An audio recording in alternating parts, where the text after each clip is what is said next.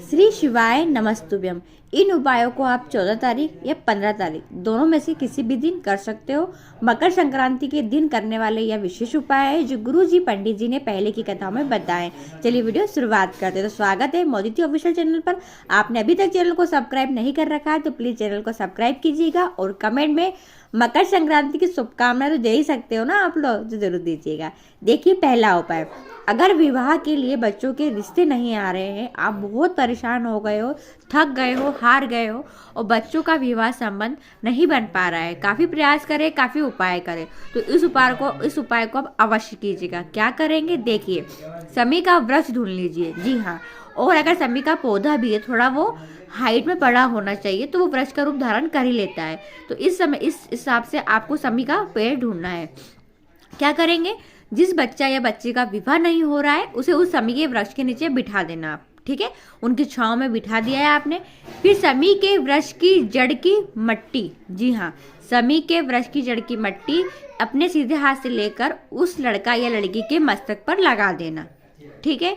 फिर उसी बच्चे के दोनों हाथों में थोड़ी सी हल्दी लगाना और बच्चे से कहना कि वो हल्दी के छापे समी के वृक्ष में लगा दे।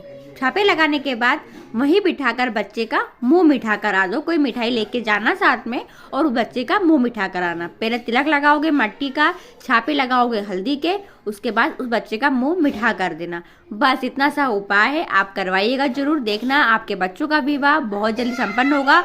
विवाह के रिश्ते आना शुरुआत हो ही जाएंगे। दूसरा उपाय है सास बहू वाला। गुरुजी ने कहा था कि सास इस उपाय को बहू के लिए कर ले और बहू सास के लिए कर ले, यानी कि यह जो उपाय है वो प्रेम बढ़ाने वाला उपाय है। घर में लड़ाई झगड़ा बहुत होता है, कलेश बहुत होता है, तो इस उपाय को तो अवश्य करना। मकर संक्रांति के दिन जब सूर्य नारायण देवता उत्तरायण में प्रवेश कर जाते हैं, यानी दोपहर के बाद, इस उपाय को तो आप करना ही करना। 1 लोटा जल लेना और उस 1 लोटे जल में आपको डालना है थोड़ी सी काली तिल्ली। जी हाँ, काली तिल्ली डालकर उस लोटे जल को आपको महादेव के शिवलिंग के ऊपर समर्पित कर देना है। बस इतना सा यह उपाय है, आप जरूर कीजिएगा। देखना फिर आपके घर में कभी भी लड़ाई झगड़ा कलेश नहीं होगा। तीसरा उपाय कर्जा मुक्ति के लिए। जी हाँ, कर्जा बहुत ज़्यादा बढ़ गया है, कर्जा समाप्त नहीं हो रहा है, ये घर में बहुत कड़की है, बहुत गरीबी है, हालात अच्छे नहीं चल रहे हैं, तो इस उपाय को मकर संक्रांति के दिन आपको करना है। पर कब करना है, जब सूर्य नारायण देवता उत्तरायण में आ जाते हैं, प्रवेश कर जाते हैं। क्या करोगे, 1 तांबे का लोटा लोगे। जी हाँ, 1 तांबे के लोटे में आपको डालना है थोड़ी सी हल्दी, 1 चुटकी हल्दी डाल लीजिएगा। फिर उसमें आपको 7 चने की दाल डालना है। कितनी दाल, 7 चने की दाल डालना है। फिर आपको उसमें डालना है 3 समी पत्र, जी हाँ, और 1 बेलपत्री डाल लीजिएगा। और ये कलश हमारा बनके तैयार हो गया है। आप क्या करोगे, 12 के 2 के बाद जब सूर्य नारायण देवता उत्तरायण में प्रवेश कर जाते, तब आपको सूर्य नारायण देवता को अर्घ देना है। अर्घ देते समय ध्यान रखना आपका जो मुख होगा वो अपने घर के उत्तर की ओर होगा। सूर्य नारायण देवता को अर्घ देना। जब आखिरी में पूरी सामग्री बचेगी एक साथ समर्पित करोगे, अर्घ में डालोगे, इसे समर्पित करोगे, तब आपको उस व्यक्ति का स्मरण जरूर करना है जिससे लोन कर्जा चुकाना है या जिससे पैसा प्राप्त करना है या घर में कड़की है, समस्या है, तो वो बोल कर आप समर्पित कर दीजिएगा। यह भी उपाय केवल संक्रांति के दिन ही किया जाता है। चौथा उपाय है शुगर की बीमारी का उपाय है। जी हाँ, जिसको शुगर की, किडनी की, लीवर की बीमारी है, वह इस उपाय को तो अवश्य करना। गुरुजी द्वारा बताया गया बहुत अच्छा उपाय है। थोड़ी सी काली तिल्ली ले लेना। जी हाँ, ध्यान रखना काली तिल्ली ही लेना है अपने को। थोड़ी सी काली तिल्ली शिवलिंग के ऊपर समर्पित करना। पर इस उपाय को करते समय ध्यान रखना, जब मंदिर में कोई, अगर आपने काली तिल्ली चढ़ाई है ना, तब उसके ऊपर कोई जल समर्पित ना करे, या किसी को बोल देना 2 सेकंड रुक जाए। ये जब मंदिर में कोई नहीं रहे तब आप इस उपाय को कर लेना।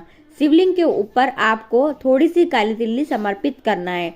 पर जब नाम क्या लेंगे, हाटकेश्वर महादेव का नाम लेना है, ठीक है। तिल्ली समर्पित करने के बाद, काली तिल्ली चढ़ाने के बाद आपको शिवलिंग के सम्मुख बैठकर ही 108 बार मंत्र जाप करना है। आप चाहो श्री शिवाय नमस्तुभ्यम कर लो, नमः शिवाय ओम कर लो, ओम नमः शिवाय कर लो। इस उपाय को आपको, मतलब इस माला को आपको मंत्र को या नाम जाप को 108 बार बोलना है। ऐसा करने के बाद आपको उस काली तिल्ली को उठाकर ले आना है, थोड़ी सी काली तिल्ली उठाकर घर ले आना। आप अगले दिन से 3 दिन तक लगातार खाना शुरुआत करना। ध्यान रखना शुगर की बीमारी जड़ से समाप्त हो जाएगी। आपको इंजेक्शन लगते हैं तो वो इंजेक्शन लगना बंद हो जाएंगे। कोई किडनी लीवर की बीमारी है तो वो भी समाप्त हो जाएगी। तो बहुत अच्छा उपाय आप अवश्य कीजिएगा। 5वां उपाय है संतान प्राप्ति के लिए। जी हाँ, मकर संक्रांति का दिन है और महादेव से इस दिन मांगने पे हर कुछ मिल जाता है। तो महादेव से आपको संतान की प्राप्ति की कामना है अगर, तो जरूर कीजिएगा इस उपाय को। क्या करोगे, 1 लोटा जल लेना और 1 बेलपत्री लेना। आप जाएंगे महादेव के मंदिर।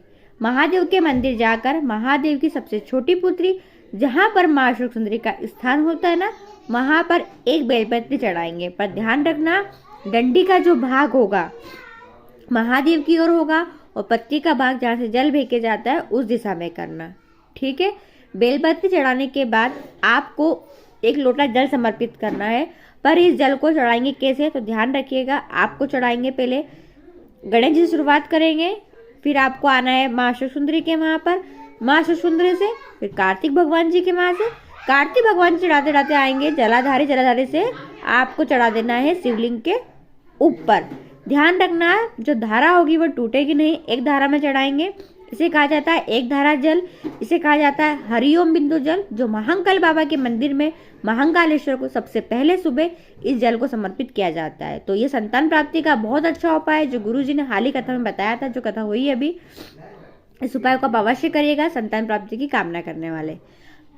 अगला उपाय है मनोकामना पूर्ति के लिए। अगर कोई मनोकामना है काफी समय से पूरी नहीं हो रही है और आप बाबा से बहुत दिनों से बोल रहे हैं और आप रोज जल चढ़ाते भी हैं, पर मकर संक्रांति के दिन आप इस तरीके से जल चढ़ाइएगा, आपकी मनोकामना अतिशीघ्र पूरी होगी।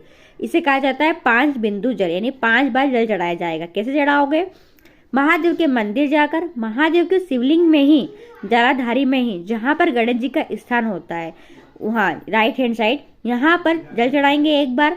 फिर कार्तिक भगवान को इधर दूसरी बार, तीसरी बार माँ अशोक सुंदरी के स्थान पर 3 बार हो चुका है ये। चौथा हम चढ़ाएंगे जहाँ पर शिवलिंग रखा रहता है वहां पर, 4 हो गया। 5वां आपको शिवलिंग के ऊपर पूरा जल अपनी मनोकामना बोलते हुए धीरे धीरे समर्पित कर देना है। और ध्यान रखना, आपने चढ़ाया भी होगा जल, पर मकर संक्रांति का दिन है तो इन उपायों को तो आप अवश्य कीजिएगा। वीडियो उपयोगी रहे तो वीडियो को लाइक कीजिएगा और लोगों तक शेयर भी कीजिएगा ताकि लोगों को सबको फायदा मिल सके। श्री शिवाय नमस्तुभ्यम।